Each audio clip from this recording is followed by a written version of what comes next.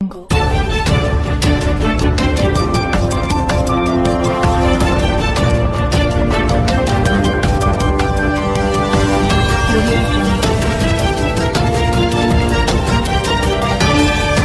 Assistant పై సర్పంచ్ పైశాచిక దాడి చేసి హత్యాయత్నంకు పాల్పడ్డ ఘటన శుక్రవారం ఉదయం పెద్దమాండ్యం మండలంలో కలకలం రేపుతుంది.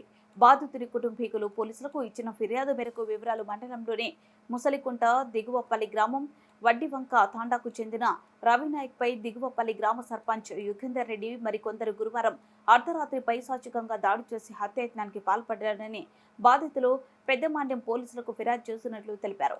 దాడిలో గాయపడ్డ బాధితులు ప్రాణాపాయ పరిస్థితిలో ఉండగా వెంటనే కుటుంబీకులు అతని మదనపల్లి జిల్లా ఆసుపత్రికి తరలించారు. వాళ్ళ సర్పంచ్ ఈ పిల్లలతోనే వాళ్ళు గెలిచినారు. వీళ్ళకు వాళ్ళకు గెలిచిన తర్వాత వాళ్ళు ఇంతకుముందు జగన్ కల్లా ఉన్నాడు. ఇప్పుడు ఆ పార్టీ వదిలేసి టీడీపీ కల్లా ఉన్నారు.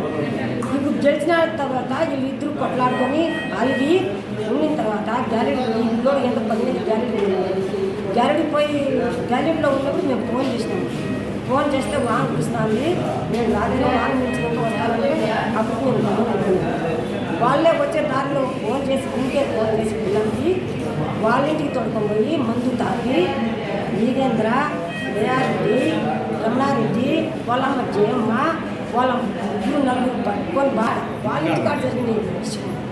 ఇంటికాడ పోయి తాచి చేసి తాగడి కొట్టి నడి దావలో వాన బండ్లతో వచ్చి మా బండ్ర వచ్చే దావలో పడేసేసి నేను బీగాలు జోబి వేసేసి వచ్చి వెళ్ళిపోయినారు. వాళ్ళు పడేసి వెళ్ళిపోయినట్టు చేసి వీళ్ళకి దారిలో ఎవరో చూసి ఫోన్ చేసేసరికి మా తాండాలు 2-3 ఆటోలు వచ్చినాము.